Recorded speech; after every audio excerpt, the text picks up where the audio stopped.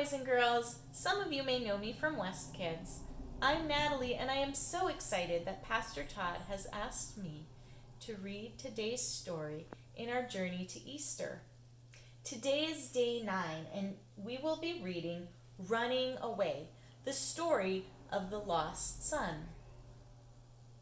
If you're following along in the Storybook Bible, you will be reading on page 272. And if you're reading from the Bible, this story can be found in Luke chapter 15.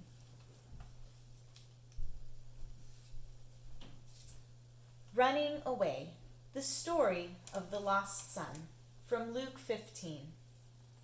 Jesus told this story about a boy who ran away. Once upon a time, there was a boy and his dad.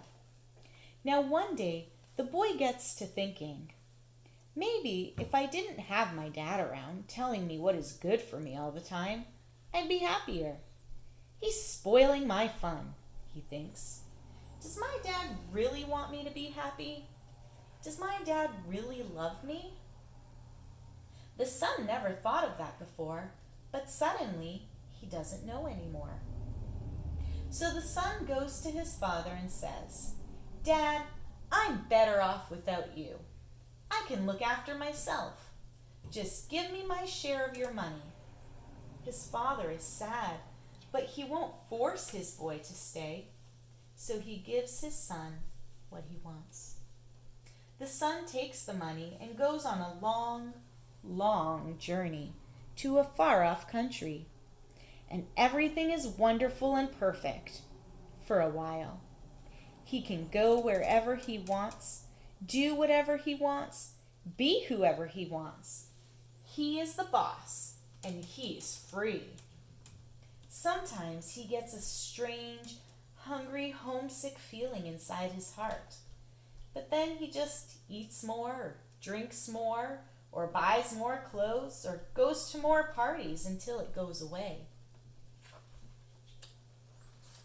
But soon his money runs out, and so do his friends. He ends up getting the only job he can find, feeding pigs. One day he is so hungry and so desperate, he tries some piggy food. "What am I doing?" he says suddenly, as if he's woken up from a nightmare.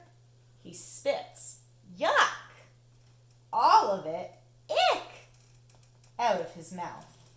My father is rich, and here I am, in a pigsty, eating piggy food. He wipes his mouth and dusts himself off. I'm going home.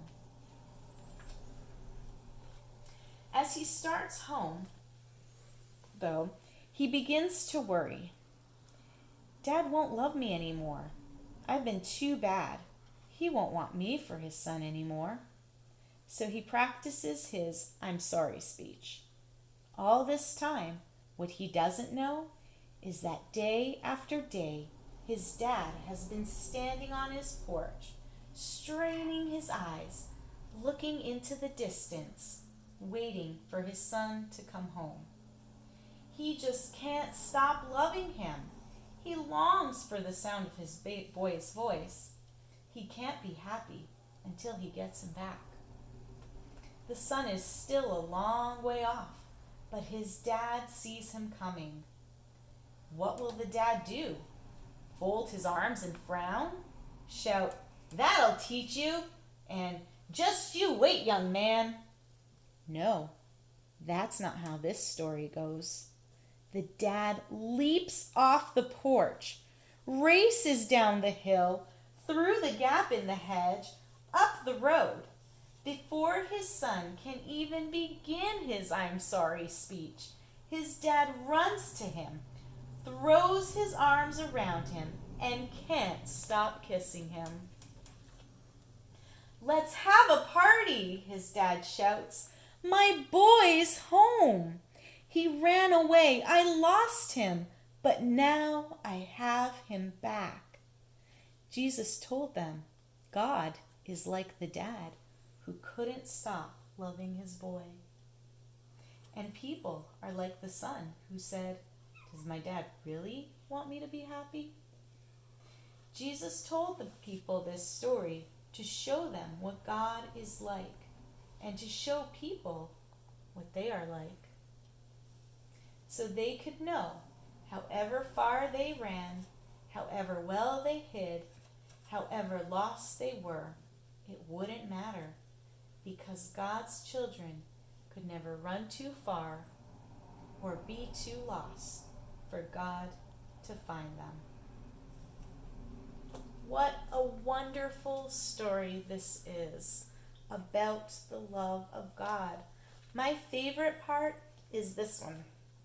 When the dad sees his son and jumps off his porch and starts running to him and then wraps his arms around him and gives him the biggest hug ever.